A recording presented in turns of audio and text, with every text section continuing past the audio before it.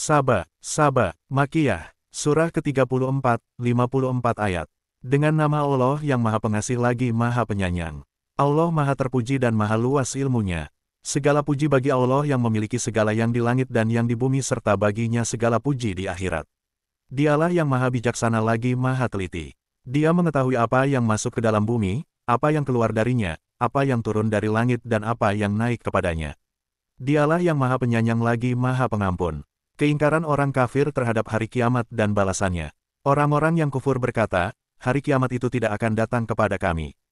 Katakanlah, Nabi Muhammad pasti datang. Demi Tuhanku yang mengetahui yang gaib, kiamat itu pasti mendatangi kamu. Tidak ada yang tersembunyi baginya sekalipun seberat atom, baik yang di langit maupun yang di bumi, yang lebih kecil daripada itu atau yang lebih besar, kecuali semuanya ada dalam kitab yang jelas Lauhul Mahfuz. Supaya dia memberi balasan kepada orang-orang yang beriman dan beramal saleh. Mereka itulah orang-orang yang memperoleh ampunan dan rezeki yang mulia. Orang-orang yang berusaha untuk menentang ayat-ayat kami dengan anggapan dapat melemahkan kami, mereka itulah orang-orang yang memperoleh azab, yaitu siksa yang sangat pedih. Orang-orang yang diberi ilmu berpendapat bahwa wahyu, yang diturunkan kepadamu, Nabi Muhammad, dari Tuhanmu itulah yang benar dan memberi petunjuk ke jalan Allah yang Maha Perkasa lagi Maha Terpuji. Cemoohan orang kafir terhadap Nabi Muhammad. Orang-orang yang kufur berkata kepada teman-temannya, maukah kami tunjukkan kepadamu seorang laki-laki, Nabi Muhammad, yang memberitakan kepadamu bahwa apabila badanmu telah dihancurkan sehancur-hancurnya, sesungguhnya kamu pasti akan dibangkitkan kembali dalam ciptaan yang baru. Apakah dia mengada-adakan kebohongan besar terhadap Allah atau gila?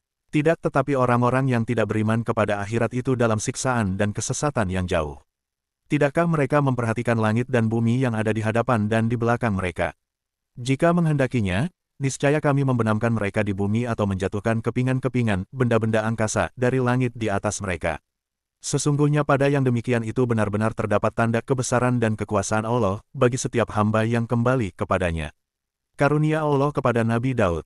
Sungguh, benar-benar telah kami anugerahkan kepada Daud karunia dari kami.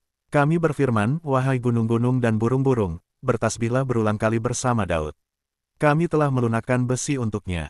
Buatlah baju-baju besi besar dan ukurlah anyamannya serta kerjakanlah amal saleh. Sesungguhnya aku maha melihat apa yang kamu kerjakan. Bagi Sulaiman, kami tundukkan angin yang jarak tempuh perjalanannya pada waktu pagi sama dengan perjalanan sebulan dan perjalanannya pada waktu sore sama dengan perjalanan sebulan pula serta kami alirkan cairan tembaga baginya. Sebagian dari jin ada yang bekerja di hadapannya dengan izin Tuhannya. Siapa yang menyimpang di antara mereka dari perintah kami rasakan kepadanya azab neraka, sair, yang apinya menyala-nyala. Karunia Allah kepada Nabi Sulaiman. Mereka, para jin, selalu bekerja untuk Sulaiman sesuai dengan kehendaknya. Di antaranya, membuat gedung-gedung tinggi, patung-patung, piring-piring besarnya seperti kolam dan periuk-periuk yang tetap di atas tungku. Bekerjalah wahai keluarga Daud untuk bersyukur. Sedikit sekali dari hamba-hambaku yang banyak bersyukur. Maka, ketika telah kami tetapkan kematian Sulaiman, tidak ada yang menunjukkan kepada mereka kematiannya itu, kecuali rayap yang memakan tongkatnya. Ketika dia telah tersungkur, jin menyadari bahwa sekiranya mengetahui yang gaib, tentu mereka tidak berada dalam siksa yang menghinakan. Kisah kaum Saba. Sungguh, pada kaum Saba, benar-benar ada suatu tanda kebesaran dan kekuasaan Allah, di tempat kediaman mereka, yaitu 2 bidang kebun di sebelah kanan dan kiri.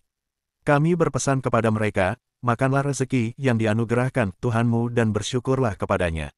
Negerimu adalah negeri yang baik nyaman sedangkan Tuhanmu, Tuhan yang Maha Pengampun.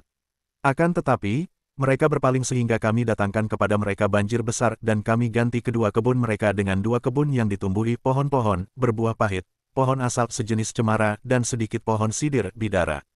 Demikianlah, kami balas mereka karena kekafirannya. Kami tidak menjatuhkan azab, kecuali hanya kepada orang-orang yang sangat kufur. Kami jadikan antara mereka dan negeri-negeri yang kami berkahi, Syam, beberapa negeri yang berdekatan dan kami tetapkan antara negeri-negeri itu jarak perjalanan. Berjalanlah kamu di negeri-negeri itu pada malam dan siang hari dengan aman. Mereka berkata, ya Tuhan kami, jauhkanlah jarak perjalanan kami, dan mereka menzalimi diri sendiri. Kami jadikan mereka buah bibir dan kami hancurkan mereka sehancur-hancurnya. Sesungguhnya pada yang demikian itu benar-benar terdapat tanda-tanda kebesaran dan kekuasaan Allah, bagi setiap orang yang sangat sabar lagi sangat bersyukur. Iblis tidak kuasa memaksa manusia untuk mengikutinya. Sungguh, Iblis benar-benar telah meyakinkan mereka terhadap kebenaran sangkaannya. Lalu, mereka mengikutinya, kecuali sebagian dari orang-orang mukmin.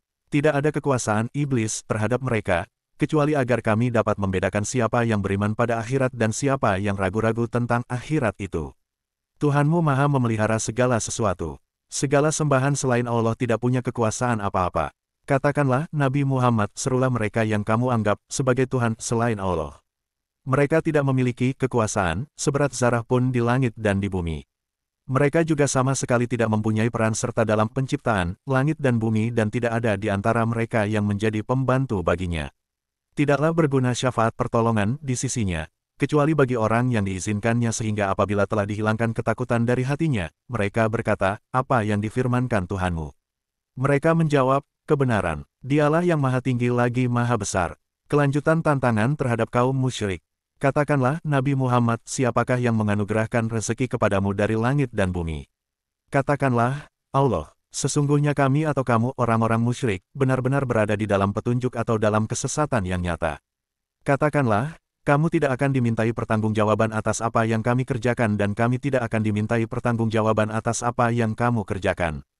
Katakanlah, Tuhan kita pada hari kiamat akan mengumpulkan kita, kemudian memutuskan perkara di antara kita dengan hak. Dialah yang maha pemberi keputusan lagi maha mengetahui. Katakanlah, perlihatkanlah kepadaku sesembahan yang kamu sertakan dengannya sebagai sekutu-sekutu.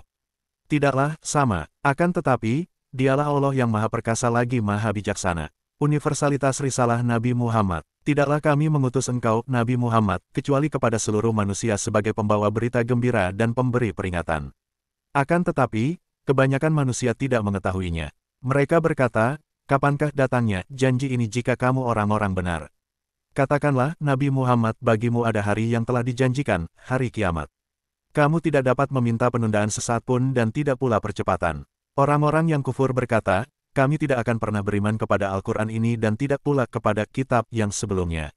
Alangkah mengerikan jika engkau, Nabi Muhammad, melihat orang-orang zalim ketika mereka dihadapkan kepada Tuhannya, saat sebagian mereka mengembalikan perkataan kepada sebagian yang lain, saling berbantah. Para pengikut yang dianggap lemah berkata kepada para pemimpin yang menyombongkan diri, seandainya bukan karenamu, niscaya kami menjadi orang-orang mukmin. Para pemimpin yang menyombongkan diri berkata kepada para pengikut yang dianggap lemah, kamikah yang telah menghalangimu untuk memperoleh petunjuk setelah ia datang kepadamu? Tidak, sebenarnya kamulah para pendurhaka. Orang-orang yang dianggap lemah berkata kepada orang-orang yang menyombongkan diri, tidak.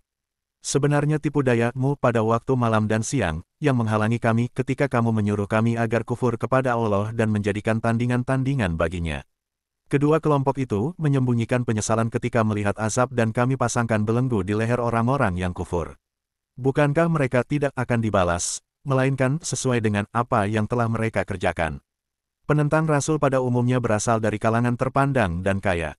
Tidaklah kami utus pemberi peringatan ke suatu negeri, kecuali orang-orang yang hidup mewah di negeri itu, berkata, sesungguhnya kami ingkar pada kerasulanmu. Mereka berkata, kami memiliki lebih banyak harta dan anak daripadamu, dan kami tidak akan diazab. Hanya keimanan dan ketakwaan yang menentukan kedudukan seseorang di sisi Allah. Katakanlah, Nabi Muhammad, sesungguhnya Allah melapangkan rezeki kepada siapa yang Dia kehendaki dan menyempitkannya. Akan tetapi, kebanyakan manusia tidak mengetahuinya. Bukanlah harta atau anak-anakmu yang mendekatkan kamu kepada kami sedekat-dekatnya, melainkan orang yang beriman dan beramal saleh. Mereka itulah yang memperoleh balasan yang berlipat ganda atas apa yang mereka kerjakan. Mereka aman sentosa di tempat-tempat yang tinggi, dalam surga. Orang-orang yang berusaha menentang ayat-ayat kami untuk melemahkan kemauan untuk beriman, mereka itu dihadirkan di dalam azab neraka. Katakanlah, Nabi Muhammad, sesungguhnya Tuhanku melapangkan rezeki kepada siapa yang Dia kehendaki di antara hamba-hambanya dan menyempitkannya. Suatu apapun yang kamu infakkan pasti Dia akan menggantinya. Dialah sebaik-baik pemberi rezeki. Kaum musyrik akan dikonfrontasi dengan sesembahan mereka. Ingatlah pada hari ketika Dia mengumpulkan mereka semua, kemudian berfirman kepada malaikat, apakah hanya kepadamu selama ini mereka menyembah? Malaikat menjawab, Maha suci Engkau. Engkaulah pelindung kami, bukan mereka. Sebenarnya, mereka selalu menyembah jin dan kebanyakan mereka beriman kepadanya. Pada hari ini sebagian kamu tidak kuasa mendatangkan manfaat dan menolak mudarat kepada sebagian yang lain. Kami katakan kepada orang-orang yang zalim, rasakanlah olehmu azab neraka yang selalu kamu dustakan. Tuduhan pemuka kafir Makkah terhadap Nabi Muhammad dan Al-Quran. Apabila dibacakan kepada mereka ayat-ayat kami yang terang, mereka berkata, orang ini tidak lain hanya ingin menghalang-halangi kamu dari apa yang biasa disembah oleh nenek moyangmu. Mereka berkata, Al-Quran ini tidak lain hanyalah kebohongan yang diada-adakan saja. Orang-orang yang kufur berkata tentang kebenaran Al-Quran ketika ia datang kepada mereka, ini tidak lain hanyalah sihir yang nyata. Tidaklah kami berikan kepada mereka kitab apapun yang mereka pelajari dan tidak pula kami utus seorang pemberi peringatan kepada mereka sebelum engkau, Nabi Muhammad. Orang-orang sebelum mereka kafir Makkah telah mendustakan para rasul. Padahal, mereka kafir Makkah itu belum sampai menerima 1/10 dari apa nikmat yang telah kami anugerahkan kepada orang-orang terdahulu itu, lalu mereka mendustakan para rasulku. Maka, lihatlah bagaimana dahsyatnya akibat kemurkaanku. Bantahan Nabi terhadap tuduhan orang kafir. Katakanlah, Nabi Muhammad, aku hendak menasihatimu dengan satu hal saja, yaitu agar kamu bangkit karena Allah, baik berdua-dua maupun sendiri-sendiri, kemudian memikirkan perihal Nabi Muhammad. Kawanmu itu tidak gila sedikit pun. Dia tidak lain hanyalah pemberi peringatan bagi kamu bahwa di hadapanmu ada asap yang keras. Katakanlah, Nabi Muhammad, imbalan yang aku minta kepadamu, dari dakwah ini, hanya untuk kamu sendiri. Imbalanku hanyalah dari Allah dan Dia Maha menyaksikan segala sesuatu. Katakanlah, Nabi Muhammad, sesungguhnya Tuhanku melempar kebatilan dengan kebenaran. Dia Maha mengetahui segala yang gaib. Katakanlah, kebenaran telah datang dan yang batil itu tidak akan memulai dan tidak pula akan mengulangi. Katakanlah, jika aku sesat, sesungguhnya aku sesat untuk diriku sendiri dan jika aku mendapat petunjuk, hal itu disebabkan apa yang diwahyukan Tuhanku kepadaku. Sesungguhnya Dia Maha mendengar lagi Maha dekat. Nasib orang kafir di akhirat. Alangkah mengerikan seandainya engkau melihat ketika mereka orang-orang kafir terperanjat ketakutan pada hari kiamat. Mereka tidak dapat melepaskan diri dan ditangkap dari tempat yang dekat untuk diseret ke neraka. Ketika melihat azab mereka berkata, kami beriman kepadanya kebenaran. Namun, bagaimana mungkin di akhirat mereka dapat mencapai keimanan dengan mudah dari tempat yang jauh dunia fana? Sungguh, mereka telah kufur terhadap kebenaran sebelum itu ketika di dunia, dan melontarkan keraguan tentang yang gaib dari tempat yang jauh. Diberilah penghalang antara mereka dan apa yang mereka inginkan, sebagaimana yang dilakukan terhadap orang-orang terdahulu yang serupa dengan mereka. Sesungguhnya mereka dahulu di dunia, dalam keraguan yang mendalam.